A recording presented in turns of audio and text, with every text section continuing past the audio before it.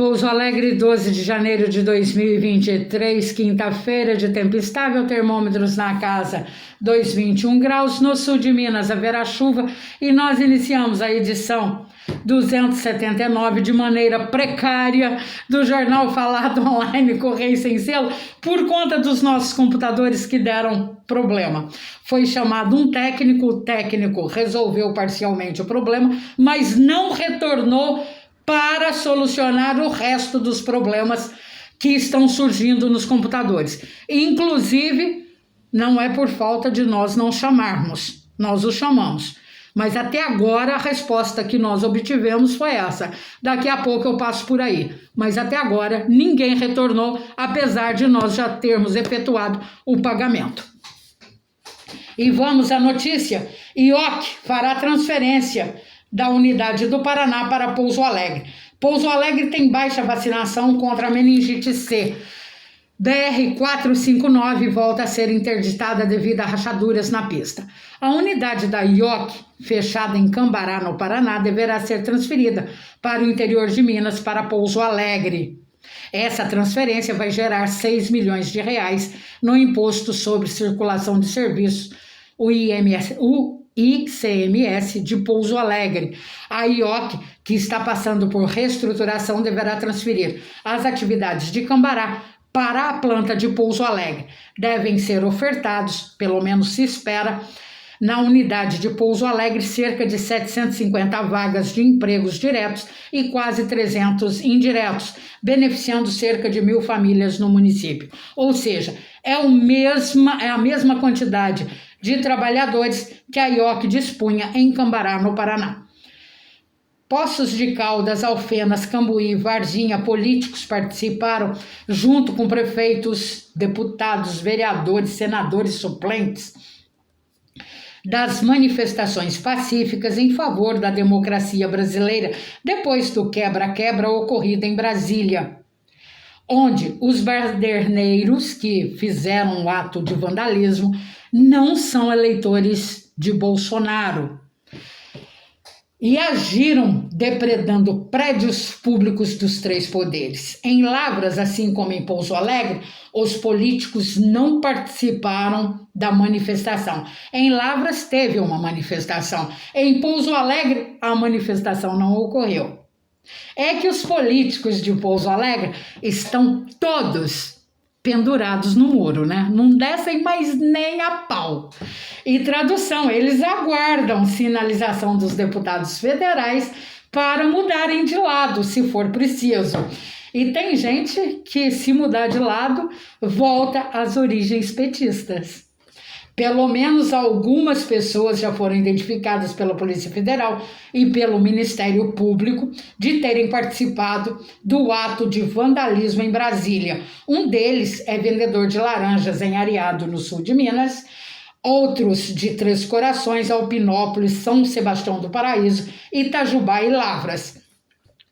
De Itajubá e Pouso Alegre seguiu um ônibus com 40 passageiros para Brasília para participarem da manifestação no domingo. Até o momento não foi divulgado se há algum manifestante de Pouso Alegre preso que tenha participado do ato de vandalismo em Brasília, e muito menos se foi preso no pavilhão da Polícia Federal, no Distrito Federal, passando por triagem, podendo estar preso no momento. As informações são do nosso correspondente em Brasília, Batista Neto.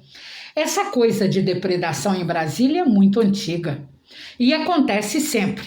O PT está aí para provar. Eles já vandalizaram o Congresso em 2017. E depois as mulheres do MST entraram no Ministério da Agricultura e quebraram tudo. Uma professora chegou a defecar sobre uma foto do presidente da República. O PT ensinou, agora toma do próprio veneno. O PT, da condição de subversivo, passa agora a repressores do sistema. E nós vivendo para ver tudo isso, hein? A Coordenadoria Estadual de Defesa Civil informou ontem que há em Minas Gerais 216 municípios em situação de emergência, 80 a mais da última divulgação. No momento, são 10.974 pessoas desalojadas, 1.974 desabrigadas e 21 mortes registradas. O boletim Infogripe da Fiocruz registrou queda da síndrome respiratória aguda grave em adultos. Apesar desse quadro, 11 estados apontam crescimento, entre eles Minas Gerais, mais especificamente o sul de Minas. Quanto à síndrome respiratória aguda em crianças, a Fiocruz não registrou diminuição dos casos em crianças de 0 a 5 anos de idade. O vírus está se mantendo ativo por um período maior de tempo. O reajuste do salário mínimo para R$1.320 poderá ocorrer só em maio. A recomendação é da equipe econômica do governo Lula, devido à estimativa de custos para arcar com as despesas. Lula ainda não editou a medida provisória que formaliza o reajuste. E sem a edição dessa medida provisória, o INSS não terá como pagar. Os aposentados e pensionistas os empregadores não terão como pagar os empregados. Então, para se receber esse dinheiro, principalmente os aposentados e pensionistas do INSS, que começam a receber esse reajuste a partir do final de janeiro, Lula precisa editar essa medida, porque sem a edição dessa medida, o pagamento não poderá ser feito. O reajuste para a equipe econômica de Lula precisa ser revisto, pois os gastos e o impacto financeiro que vai gerar esse aumento do salário mínimo causará danos à Previdência Social e outros benefícios. No Brasil, 35 milhões e meio de trabalhadores recebem até um salário mínimo. A Polícia Federal prendeu uma moradora de Poços de Caldas, Ana Paula Favaro de Oliveira, no ato de vandalismo ocorrido em Brasília. Com a informação, a nossa correspondente Maria Rita. Ana Paula aparece na lista junto com outras 762 pessoas envolvidas no vandalismo aos 3 poderes no Distrito Federal. O nome de Ana Paula está na lista atualizada de ontem, havendo mais de 1.500 pessoas envolvidas nesse ato de vandalismo. Os envolvidos no vandalismo estão sendo encaminhados à Polícia Civil do Distrito Federal pela Polícia Federal, encaminhados ao IML para fazer verificação de corpo de delito e, posteriormente, encaminhados ao sistema prisional. É bom lembrar que, por lei, esses presos políticos, porque são presos políticos, como foi o pessoal de 2017 e as mulheres que invadiram o Ministério da Agricultura em Brasília, que também são consideradas presos políticos. Então, esse pessoal tem direito ao auxílio reclusão e também o valor mensal correspondente ao declarado no imposto de renda. Posterior a isso, poderão gozar de benefícios por prisão política, como aquelas concedidas aos terroristas de 1964. Além de Ana Paula, há ainda Elias Alves da Silva e Fabiana Sanches do Prado na lista dos vândalos de Brasília, e todos são de Poços de Caldas. Em Poços de Caldas, a estrada que dá acesso ao Cristo está interditada temporariamente. Uma pedra se deslocou, causando deslizamento de terra na estrada. E ontem, em Minas, mais de 5.000 custodiados realizaram o Exame Nacional do Ensino Médio para pessoas privadas de liberdade nas 154 unidades prisionais do estado. Em Passos, a prova também ocorreu no Centro de Socioeducação. Em Machado aconteceu um acidente na LMG 879, onde um pastor evangélico, Renato Pereira da Silva, morreu depois da colisão frontal do veículo em que estava se chocar com um caminhão.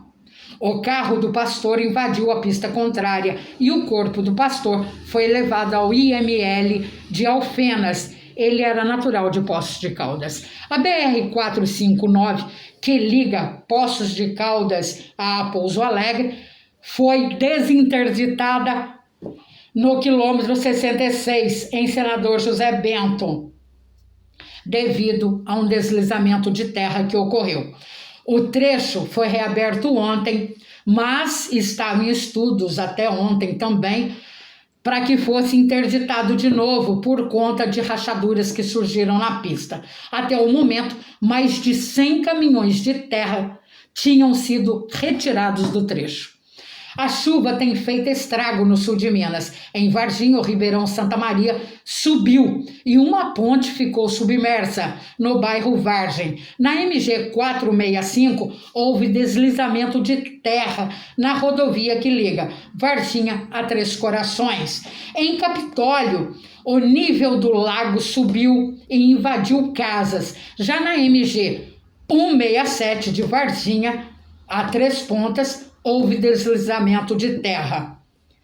E aumenta o número de famílias endividadas no Brasil. A pesquisa de endividamento e inadimplência do consumidor aponta 78,9% das famílias no país com dívidas em atrasos. O aumento com despesas atrasadas é de 4,2%. E aquelas que não conseguiram pagar suas contas está em 10,9%. O uso indevido do cartão de crédito chegou a 85,6%. E dos carnês são 19,4%. 24 cidades do sul de Minas decretaram estado de emergência por conta das chuvas. Dentre os municípios que estão com o decreto de estado de emergência, Caldas, Cambuí, Campo Belo, Cariaçu, Caxambu, Guaxupé, Santa Rita de Caldas, São Gonçalo do Sapucaí, Senador José Bento, Três Pontas e Varginha. Com o decreto de emergência, essas cidades terão acesso a recursos financeiros do governo federal de maneira mais fácil. E Pouso Alegre voltou atrás e decretou situação de emergência por conta das chuvas que caíram no município. Pouso Alegre receberá recursos mais rápidos do governo federal, além de efetuar compras sem licitação, podendo ultrapassar as metas fiscais previstas para o custeio de ações de combate à crise. Extrema tem o maior PIB per capita do estado de Minas. Os dados são da Fundação João Pinheiro. O PIB de Extrema é de 11 bilhões e 500 milhões de reais. Não pergunta de Pouso Alegre porque não foi divulgado. O BDMG dobrou o volume de financiamentos aos municípios de Minas. São 157 milhões, um crescimento de 103,4% do ano anterior. A partir de meados de fevereiro, a BR-459 e a MG-290 passarão por reparos, segundo o governo de Minas. As rodovias que integram a concessão de 30 anos ainda não estão entregues às concessionárias porque passam por licenciamento ambiental. Depois disso é que serão entregues às empresas Equipave e Perfim, concessionárias dessas rodovias. Até lá, os reparos estão a cargo do DNR, isso para a MG 290, e do DENIT para a BR-459. Tá vendo por que tem deputado estadual de Pouso Alegre e deputado federal de Pouso Alegre região falando do assunto? Porque sabe que o problema a partir de fevereiro será resolvido. E eles pegaram carona para poder divulgar que tem alguma participação nisso, porque já sabiam que essa concessão seria formulada a partir de meados de fevereiro. Liberado o trecho da BR-459 em Senador José Bento, quilômetro 66, depois do bloqueio devido ao desmoronamento da encosta. Mas nova interdição foi realizada devido às rachaduras apresentadas na pista. O quilômetro 67,9 é o mais afetado pelas rachaduras. Então, o trecho voltou a ser interditado. Pouso Alegre está tomada por buracos na pista de rolamento. Tem buraco que se transformou numa cratera. O asfalto utilizado não estaria dentro das especificações recomendadas, o que provocou o desgaste mais rápido em menos de 60 dias. Após sua colocação, caberia à Câmara de Vereadores a apuração dessa infração, mas devido ao tráfico de influência, que também é crime e praticado pela Câmara junto com a Prefeitura, a Câmara não pode fiscalizar, pecando pela omissão, e a Prefeitura pagando pelo serviço duvidoso e sem fiscalização. É seu bolso, consumidor, é seu bolso, contribuinte de impostos. Em Pouso Alegre, um veículo pegou fogo próximo ao pátio da rodoviária devido a um curto-circuito na ignição do carro. Os bombeiros debelaram as chamas e o veículo ficou completamente destruído. 5 apostas na Loto Fácil ganharam um prêmio de R$1.200.000. O prêmio foi pago a 5 apostas vencedoras. Pouso Alegre teve um ganhador que levou R$1.200.000. Em Pouso Alegre, a vacinação contra a meningite C ficou abaixo da meta, com 15% do público-alvo vacinado. Pouso Alegre não consegue, através da Secretaria Municipal de Saúde, cumprir a meta vacinal, seja da meningite C, Covid-19 e outras vacinas. Em Cachoeira de Minas, moradores que utilizam a MG 173, que liga o trecho da que liga a BR 173 a BR 459 entre Cachoeira e Conceição dos Ouros, reclamaram dos buracos na pista. Um ofício foi enviado ao DER solicitando melhoria desse trecho pela Prefeitura de Cachoeira de Minas. Em Borda da Mata, a polícia prendeu ontem um homem de 20 anos que furtou um carro no bairro Santa Rita. O homem foi preso após perseguição policial e depois de ter batido o veículo na MG 290 numa árvore. 5 casas tiveram seus muros derrubados na Vila Nazaré, em Jacutinga. O escoamento da água da chuva foi realizado de maneira provisória através da rua pela Prefeitura. Assim que houver estiagem, a passagem da água pelos terrenos das casas será solucionado, segundo a Prefeitura de Jacutinga, que elaborou um ofício falando sobre o assunto. A Prefeitura de Congonhal está determinando a limpeza dos lotes para evitar a proliferação de animais peçonhentos, sob pena dos proprietários ter que pagar multas. A ponte que liga o bairro dos Guidos ao bairro das Taiobas, em Congonhal, já está liberada para o tráfego depois de ser interditada para reparos. Silvianópolis decretou estado de emergência devido à chuva. A publicação consta no Diário Oficial do Estado de Minas. Em Poço Fundo, a ponte do bairro Jardim, divisa com Campestre, está interditada devido a desmoronamento. Em Santa Rita do Sapucaí, os telefones da Defesa Civil estão fora do ar devido a problemas técnicos. A empresa responsável já foi notificada pelo PROCON para solucionar o problema. Em Ouro Fino, 3 assaltantes roubaram um idoso no bairro Capelinha, quando o idoso saía de um bar. O idoso teve roubado R$ 700 e foi ferido no braço durante a agressão. A PM identificou os suspeitos e os prendeu na casa de um deles. Foram identificados Michel Siqueira Mariano, Robson Teodoro Ribeiro e Gabriel Oliveira Vaes. Os ladrões, usaram parte do dinheiro roubado do idoso na compra de papelotes de cocaína. 32 famílias serão atendidas num primeiro momento dentro do programa Vem Morar Melhor, implantado em Bueno Brandão. Os apartamentos são financiados pela Caixa Econômica Federal e o sorteio da moradia por andar do prédio já foi realizada. E a estrada municipal Campo Místicos de Bueno Brandão está totalmente liberada para o tráfego de veículo.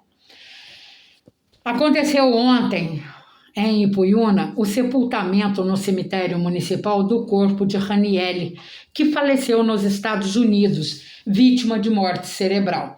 O corpo foi trasladado para Ipuiuna e houve no sepultamento uma despedida comovente a Raniele, com lançamento de balões e flores brancas que foram jogadas dentro do túmulo.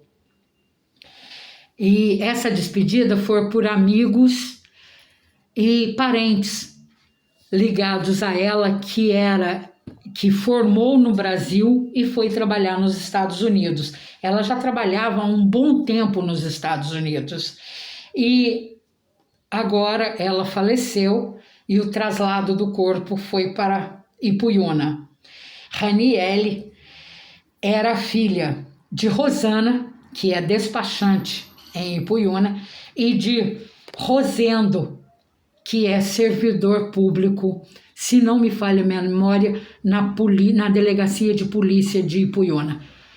Um casal conceituadíssimo, respeitadíssimo, muito amado, não só ele, o casal, mas também os filhos, pelos moradores de Congonhal, Ipuiuna, Senador José Bento, onde eles construíram um laço de familiar e um laço afetivo muito grande.